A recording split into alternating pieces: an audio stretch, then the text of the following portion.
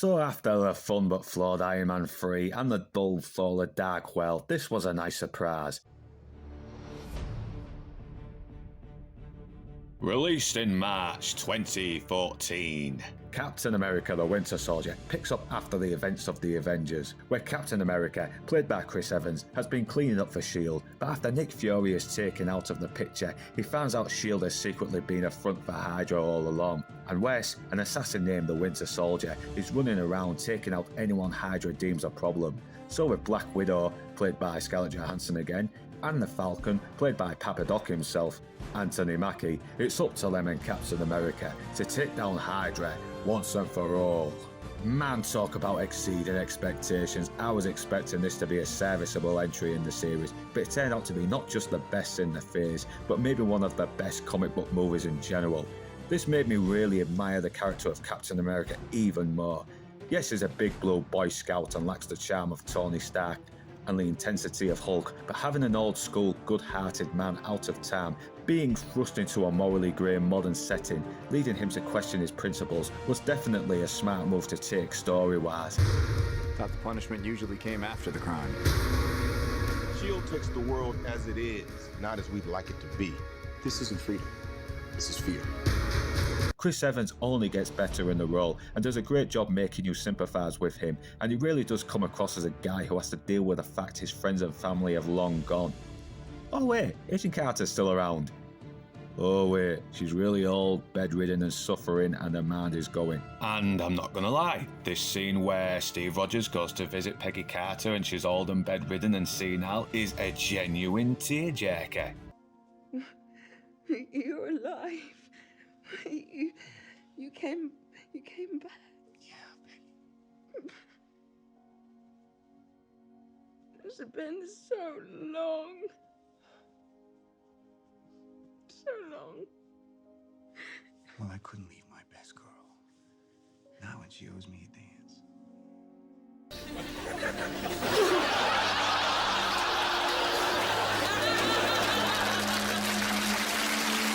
Man, this movie knows how to tug on the heartstrings. Not only that, the stakes are high, taking its cue from great conspiracy theory classics like 3 Days in the Condor, The Manchurian Candidate, even classic spy thrillers, like this scene where Rogers and Romanoff are being hunted and have to keep hidden in plain sight.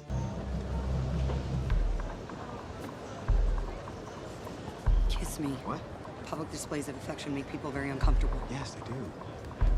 You lucky bastard! You lucky bastard! You so uncomfortable? In fact, Scarlett Johansson gets better as Black Widow, and looking better, I might add. We get to see her evolve more as a character, trying to come to terms with her past mistakes, and even realising all the good she thought she was doing was a lie. But she still manages to put aside her personal demons in order to help Steve Rogers prevent any more innocents from being harmed. Anthony Mackie makes a nice addition as the Falcon, and him and Evans do work well with each other. I love that scene of their first meeting, and listening to them share their experiences as veterans and how they are dealing with their current situations. It's your bed, right? What's that? Your bed is too soft. When I was over there, I sleep on the ground, use rock for pillows like a caveman. Now I'm home, lying in my bed, and it's like... lying on a marshmallow. I feel like I'm gonna sink right to the floor. God, remember when Marvel actually cared about making us care about their characters? Sebastian Stan gets even more chance to shine as Bucky, who despite surviving his fall in the first Captain America movie, has been brainwashed by Hydra and has been used as a weapon to assassinate anyone who poses a threat to his employers.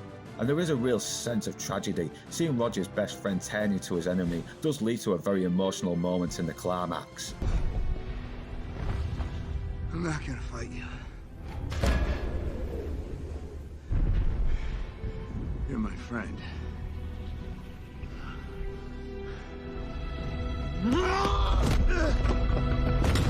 You're my mission.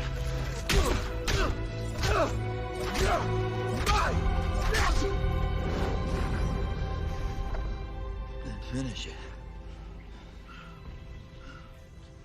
Because I'm with you to the end of the line.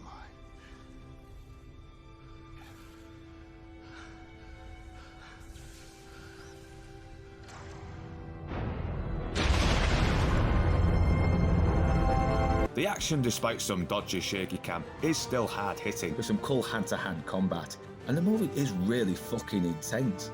Unfortunately, Robert Redford's Alexander Pierce comes off a bit generic, but it's still one of Marvel's most mature outings. It's a gritty, dark, high-octane action thriller that builds tension and will keep you gripped from start to finish. All in the name of America. So that was Captain America and the Winter Soldier. Next up, the Guardians of the Galaxy.